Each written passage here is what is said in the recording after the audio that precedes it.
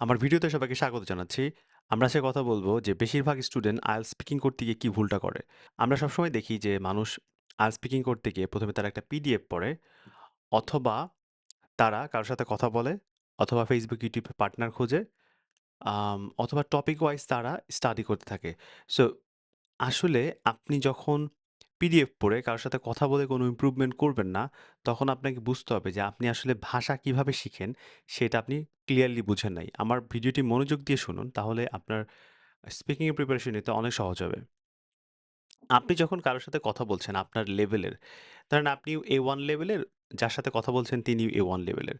Definitely আপনি যখন একই লেভেলে কারো সাথে কথা বলবেন, সে তো আপনাকে সেইম জিনিসগুলোই বলবে। এতে আপনার খুব বেশি ইমপ্রুভমেন্ট হবে না।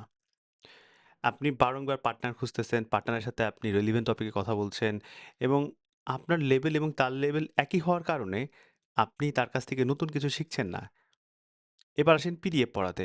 সবাই পিডিএফ বিভিন্ন ধরনের পিডিএফ পড়ে। মাক্কারে পিডিএফ খুবই জনপ্রিয়, সেটাও অনেকেই পড়ে। পিডিএফ পড়লে হবে কি জানেন? আপনি ভাষা দেখবেন একটা প্রশ্ন নিবেন, প্রশ্ন নিয়ে তার অ্যান্সারটা দেখবেন। পিডিএফ পড়লেই যে আপনার ইমপ্রুভমেন্ট হবে তাও কিন্তু না। কারণ কি জানেন? আমরা যে ভাষাটা বলি, সেই ভাষার যে pronunciation সেটা তো পিডিএফ এর মধ্যে নাই। যে আপনি কথা বলতেছেন, শুনতেছেন সেটা তো পিডিএফ নাই। পিডিএফ এ আপনি পড়তেছেন। এতে কি হচ্ছে? আপনার স্পিকিং এর স্পিকিং এর যে ক্রাইটেরিয়া আছে pronunciation এবং সেটার মধ্যে intonation আছে, সেইটা জিনিসটা হচ্ছে না। এতে আপনার ২ টা জিনিস হচ্ছে যে আপনি আসলে পিডিএফ পড়তেছেন কিন্তু আপনার ইমপ্রুভমেন্ট হচ্ছে না।